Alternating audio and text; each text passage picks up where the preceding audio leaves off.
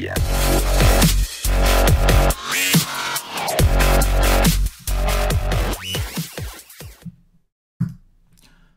up, nation?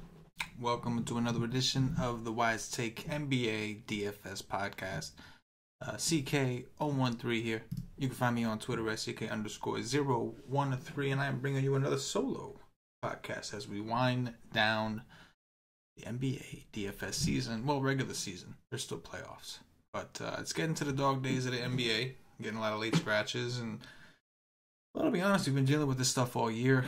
It was a little worse this year. It was a pretty good season for the nation overall. I know I personally did pretty well. Hoping to continue that. That also been doing really well with the NBA bets. Today went 1-1-1. That's right. We had a push. We did have a push. I think the Celtics +3 they pushed, right? Lost by 3. But we and I listed. I had that was like a 3-unit bet that pushed. Next 3-unit bet was Memphis. I'm sure that one felt uncomfortable for everyone, taking Memphis against Houston. But again, it was a schedule thing. Memphis was extremely rested. And you still see, even with the Rockets being, in the midst of a regular-ish schedule, and the Grizzlies on, 3-day rest, but only playing, 1 or 2 games within the span of a week. They still barely held on. That's how good James Harden is. But, so 3 units on that. So all in all, we were up just under 2 units, I guess, right? Because we bought the hook in Washington, but that was only a 1-unit bet. I even said everybody in the Wise stream, I felt like that was a sucker's bet because of the schedule. But, more coming. Those are free on the website, wisetake.com. You can also follow the WiseTake Twitter at @wise_take. Get yourself a little freebie while it's up there. But yeah, we have ourselves another interesting slate to look at. Looks like we got 6 games. Trying to be conscious of the schedule. I haven't looked into a lot of the schedule stuff. I'll do that after the show or tomorrow morning. When you see the betting article go up, that means I looked at the schedule. But yeah, so we got some games to interpret. And quick shout out to the nation. Nation's still doing their thing. Nation's still going strong.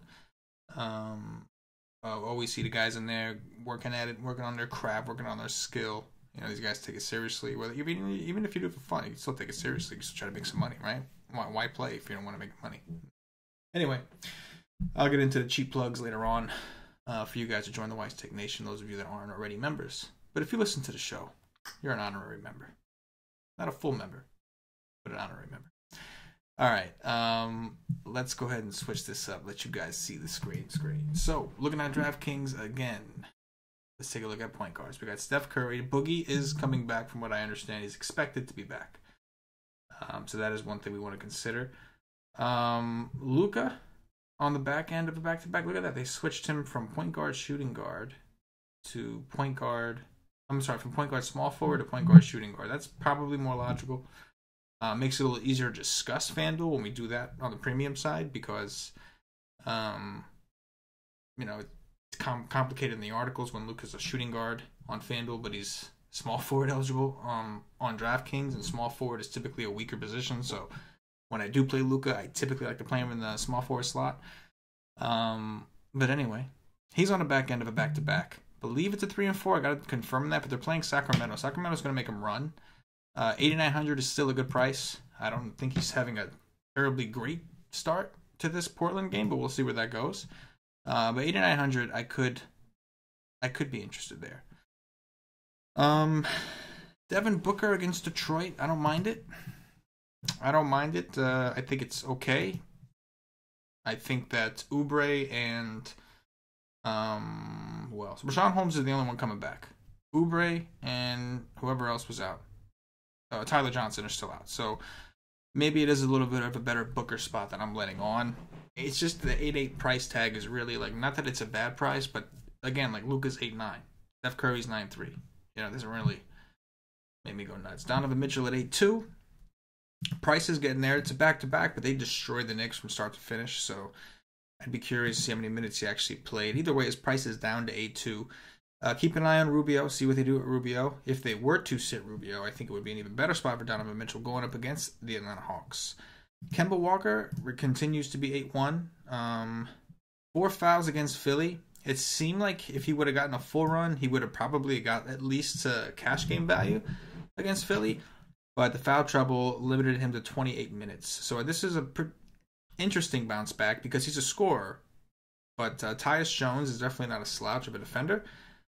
So for Kemba, it's going to be more if he's hitting his shots or not. That's a little variance action. If he's hitting his shots, then Tyus can't do anything about it. But if he's going to try to rely on driving to the hole, Tyus can do a pretty good job of making it difficult to get by him. Trae Young against Utah, I don't mind it. Trae Young's been playing well. You know what you're going to get from him. If you're concerned about Utah blowing out Atlanta, that might give you some pause, especially when De'Aaron Fox is 7,300 under him against Dallas. Pretty good spot. You can see what Dame's doing to him right now. Probably just jinxed myself, but Dame was at like 37 at the half, I think. So we'll see what happens. Probably won't get a full run because I expect Portland to beat that ass, but we'll see. So Fox, in a close game, did play 35 minutes against Brooklyn. They are looking for some sort of bounce back, I would imagine, after blowing the game completely against the Nets at home. But Dallas will be on the back end of a back-to-back. I think it's a good matchup for De'Aaron Fox at 73. So he's probably my favorite right now from a price standpoint. But let's see what we do. Jamal Murray. So one thing I'm going to give this information out, right? Washington is in a very, very tough part of their schedule. We'll look at John Irvin's schedule notes. If you have a subscription at ystate.com, you read the schedule notes tomorrow. And go look at what it says for Washington. Because when I checked before, and it was why I made Washington a one-unit bet, and I told everybody on the show to be careful with the Washington side. Granted, Beal still won for 54. I'm sure certain guys did good. And then, of course, Levine ended up not playing after being listed as probable all day, which opened things up for Chicago. But aside from that, my point is Washington is in a very, very tough, like a brutal part of their schedule. Wouldn't surprise me if certain guys sat. Wouldn't surprise me if minute rotations were funky. And I think Denver should destroy these dudes. They're already a better team. You figure you give Washington a few points because they're at home. But keep an eye on that line because Denver should annihilate them just based off the schedule. You know, it's a back-to-back. They were in Chicago last night.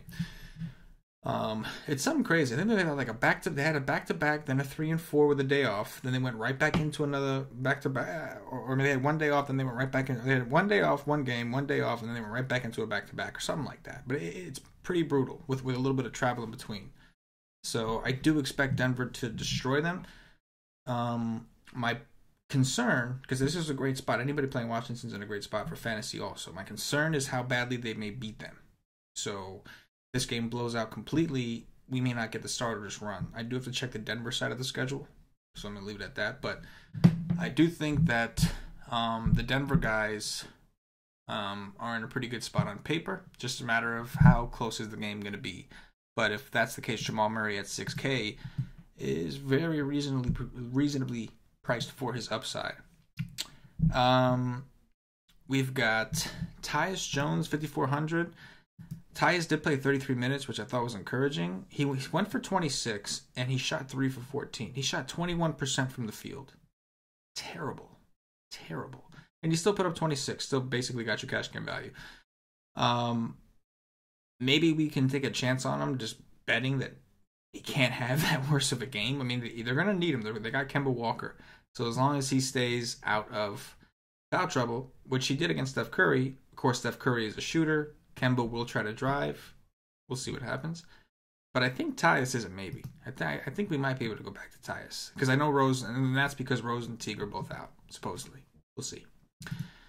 Reggie, no thanks. Let's see what else we got down here. Monta Morris, if you are going to go with that blowout narrative, blowout potential at 4,100, I think does provide some decent value. I don't mind him. Coming down the list, I don't see a whole ton under that right now. Maybe I'm just going quickly. I'm probably missing some stuff, but I don't see anything that's jumping off the page. I don't know of any particular news. I guess Melton is going to be like your standard value play, right? And maybe not. He's chalk against Chicago and busted, so maybe people back away, but he's 3,900. But yeah, we have some pretty interesting options. I guess we can, for the sake, I don't think necessarily this is an optimal play, but maybe it is. Because I don't see, unless we get some injury news tomorrow, I don't see a ton.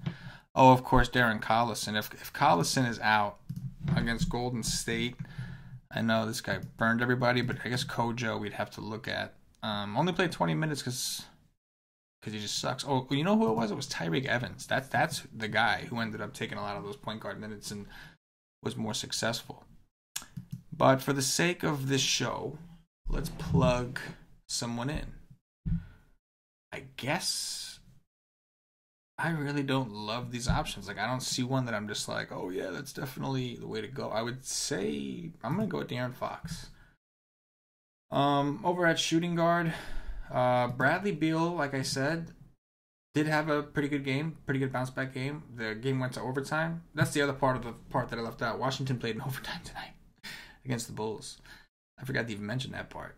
But yeah, so 9,200 for Beal. He's gonna get some Gary Harris defense. Don't love the idea of that. Tired legs, travel. I mentioned their schedule. They're in a grueling part of their schedule. I think I'm gonna pass today. We talked about a lot of these guys at point guard. Buddy Hield, I mean, I guess the Kings are looking a little bit more attractive. Here's the thing about the Kings. They're similar to the Nets in that, like, nobody is ever really too expensive. Occasionally, D'Angelo Russell maybe will get a little out of hand, but nobody's ever really overly expensive. And the problem and the similarities between the Kings and the Nets is the rotations are not always guaranteed. Like, there's a team like the Knicks, of course, but those guys are just terrible teams. But the Nets and Sacramento, they're not good teams in the NBA necessarily, but they are good for DFS in that they keep a lot of games close, they keep a lot of games competitive. Brooklyn plays terrible defense, but their offense somehow manages to be efficient enough to keep up with teams, and then Sacramento just runs. They just run constantly, so it's always great to attack Sacramento. The downside is it's hard to project which one is going to do well, but earlier this season, you were able to take like a slew of them because of their pricing, and they're starting to get to that point. Like Buddy Hield was in the 5s back then, but at 7K against Dallas, I don't mind the idea of Buddy Hield. For at least that's the way I'm feeling now. Jeremy Lamb is up to 6'5". He's earned it. Played extremely well. 6'5" is a lot to ask. I'm not saying I don't like him. I'm just saying I don't think I want him right now. Wiggins coming off an awesome game against the Warriors. Will Barton, but again, the minutes aren't really there. It just doesn't seem a ton. I don't love this position. I do like Hield. I mean, listen, don't get me wrong. We talked about Luka, Booker, Mitchell, all those guys at point guard, and all those guys seem phenomenal. Mitchell more so if Rubio is ruled out, then we get point guard Mitchell. Let's go down to back. Gary Harris at 4-4. So 29 minutes his last 2 games. You figure they're going to need his defense for Bradley Beal. He's starting to get more involved, taking more shots. Good matchup against Washington. I think that's a good price too. I'm going to put him to the side because I do like that. Some of these other dudes are kind of darts. Tyreek Evans, let's look at him. Tyreek Evans played 29 minutes against the Clippers. It was the Clippers. He got a lot of point guard minutes, and they're playing Golden State. It's kind of interesting. If Collison is out, which we don't know, he's questionable, I think we have to take a very hard look at Tyreek Evans. I'm sure he'll be popular if that happens, and we're going to have to either play him with Kojo or pick one, but compare the two first and kind of see who's going to have the lower ownership. My guess would be maybe Kojo because he was like 60% on and busted the other night when against the Clippers. But that could have been a matchup thing. You know, Tyreek just maybe a better matchup for that type of defense. But very cheap price for Tyreek, $3,500 over here. Will provide us some value. So maybe we'll plug him in if we need a cheap guy later. And just like for the sake of keeping things easier, just kind of make a build. What is going on, Bogdanovich? Man, from the Kings, that Bogdanovich. 18 minutes against Brooklyn? Man, this dude is like falling out a little bit. He's $4,500. He's really cheap. If you like to buy low, sell high, which I typically do, you could buy pretty low on Mr. Bogdanovich right now, but there is a reason. There is a reason. Make sure you investigate that. All right, let's go to power forwards. I'm sorry, small forwards. My bad. KD 9,100 against Indiana. KD is not playing all that well, and Boogie is coming back. I don't anticipate that to help him. So he remains just a tournament game theory type play. You can get KD at low ownership. So if you have enough teams, or if you're just willing to take more risks than others, you can always throw him out there. But the probability is not looking so great for Mr. Kevin Durant, especially with Boogie coming back. I don't want to touch Washington, especially not the guys that are somewhat expensive. Coming down this list, I don't love this position. You can take Harrison Barnes, revenge. I don't like that price. I'm seeing 5,700. But if you want to do the revenge thing, you certainly can. Josh Jackson's going to be someone that we could consider, I think. His price is 4,800. There's an expectation there. Josh Jackson is not normally a guy you want to play when there's an expectation. With Rashawn Holmes back, wondering if that would possibly cut him out at all. I would think not, because of Oubre, and they need like a second force on the second unit. But Rashawn Holmes may take some of that usage away from Josh Jackson. And they're going to probably have some foul trouble issues anyway, now that I think about it, because they got Drummond and Blake down low. So that's a question mark, but something worth looking at. We talked about Bogdanovich at 4,500. I do think, and I'm going to tell you what, I don't like this position at all. I do not like this position at all. So this is a position that as of right now, unless something opens up tomorrow, that I think I want to punt. And Tyreek Evans just makes everything so much easier for the show right now. I'm going to roll with Tyreek Evans at 3,500. And again, this is only if Darren Collison is ruled out. Going over to power forwards. Got Blake, 7-8. Buy low, sell high has not been working for Blake. But it's not too late to buy in. Marketing is starting to get going. Maybe it's Blake's turn. Playing Phoenix, phenomenal matchup. Nobody there to stop him at all whatsoever. But there's nobody there to stop Drummond either, so you always got that going for you. John Collins, I never mind. I don't particularly love the matchup against Utah. I think it would have thought of favors and go Bear down there, but he's just such a beast. Paul Millsap is definitely in play at 6,700. He's playing well right now. Awesome matchup against Washington. I do, like I said, I expect Denver to beat the shit out of Washington tomorrow, so I could do Paul Millsap. Sabonis. Bagley is another one of them tournament plays. Got 29 minutes against Brooklyn. That was the first time that he saw legitimate minutes since February 25th. So if he's going to get that kind of run, he's already been playing well. I can definitely go for Bagley at 5-6. Problem with him is you don't know how much he will actually play. So you do got to be careful there. Derek Favors. Wonder how many minutes he played against the Knicks tonight. I want to check. That was a blowout, but aside from that game in Washington where he got hurt, he was playing extremely well. And he's playing in Atlanta. Awesome spot there. We talked about Josh Jackson. Frank Kaminsky is 47. If Zeller is out, we can consider him because of, he's 4,700, I guess. That's the best case I can make for him right now. But I'm not digging the forward positions. Like, guards wasn't totally easy. Like, don't get me wrong, we could work with it. But it's not as cut and dry as, like, some of these other slates have been. Of course, injury news can change all of that. Taj Gibson's questionable. If Taj Gibson misses, Dario Saric becomes chalk.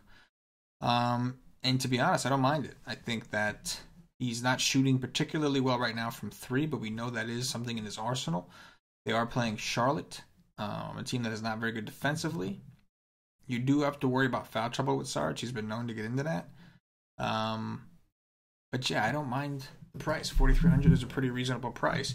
On the other hand, Marvin Williams is also in a pretty decent spot matched up against him, but Marv has been playing god-awful. I'm going to go with Sarge because I'm not saying, like, maybe I should pick Marv, but I'm going to pick Sarge in this one because I really just don't like playing the other dude, Marvin Williams. Just don't like it. Burned me a few times, I guess, but I think more nights than not, I was okay not playing him. You know what I'm saying? Looking at centers, Karl Anthony Towns. 10K. Playing well. Playing Charlotte. A team that has been horrific against centers. It seems like every center lately has had their biggest game in months against Charlotte. I do like Karl Anthony Towns. I think Jokic will be an interesting pivot in tournaments. Jokic also played really well against Boston. Embiid just went for 70 against Boston, by the way. Keep that in mind. 70 DraftKings points. Again, my issue here, a little concerned, what if that game does blow out? But very good spot as well. Nobody on Washington stopping him. The pace in Denver up. Cool with Jokic. Drummond, I don't see how anybody's going to stop Drummond on Phoenix. Ayton is a mess defensively. Rashawn Holmes is undersized, to say the least. Drummond is in a very good spot. So is Gobert. Gobert could absolutely smash these guys. His prices come down to 8,300. That game I want to look into. Because if that game stayed close, that could be interesting from a fantasy perspective. I don't mind Ayton, just worried about the foul trouble. Boogie at 6'8". This is a pretty good price for Boogie right here. Going up against the Pacers. He missed a couple games, so you're going to want to check if there's some sort of minutes limit that we're not privy to. But, yeah, I do like the price on Boogie at 6'8". He can easily go in the 40s, and you know he's got the ceiling to go for a lot more. So, Boogie is probably the one warrior that I'm interested in right now. Do we plug him in this example? Let's keep going. Let's see what else we got here. There's options. I know I'm quiet, but there's options. There's just not a whole ton that's like making me like feel, oh, I gotta stop and talk about this shit. You know what I mean? Yeah. Zeller is still out. Just checking that. Anything in Value Town? I do think Rashawn Holmes is going to be... I'm probably not doing it, but I will say this because he's forward eligible as well. He's 3,500, and I think he'll get some run because he's going to have to. I have a feeling that Ayton may get into some foul trouble, just putting it out there. Unless Drummond beats him to the punch. If Drummond gets into foul trouble first, then he's all right. Drummond has the capability of doing it, but Ayton is going to have a problem with Drummond, I think. All right, so for this example, let's go with Boogie. You know, we got a little mid-range build with some value already. Let's see where it'll take us. We have to fill another guard slot. So, let's see. Say we went with a Jamal Murray just to be safe. We need to fill a forward slot. Was there any other value? Or we can go a Bagley for the. This is just an example. We got too much money to spend. That's how you know I don't like the slate. We got too much money to spend. That we do. Alright, so if I plug in Towns, I do want Towns. That gives me 7-7. So I'll probably get a chance to rework this a little bit. Let's go to guard. And we have some kings, right? We have a king. Yeah, we've got a king. How does this work? 4,800. That's for if we wanted to get Luka.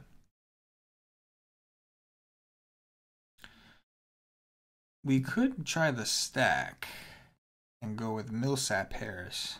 I actually don't hate this one right here. So Fox healed, get a little correlation action, right? Millsap at the power forward. He's paired with Gary Harris. You're taking guys that are not priced too high, so that even if the game does blow out, there's still a good chance that if these guys play well, they're going to be able to give you the returns, especially Gary Harris at 4-4, but Paul Millsap also at 6-7. If he does go for 40 in 27, 28 minutes, which we know is possible, in a phenomenal matchup, that could pay off. We got Boogie Cousins. We're hoping he can get us 40 plus. Karl Anthony Towns should absolutely smash. Dario Saric, if Taj Gibson is out. So we got some questions here. Tyreek Evans only if Collison is out. So we cheated a little bit just to get ourselves a team together. But again, guys, this is a first look. Hopefully you guys are using this shit, because I can tell you what, we're gonna get some news tomorrow. It's gonna shake shit up, and this lineup won't mean shit.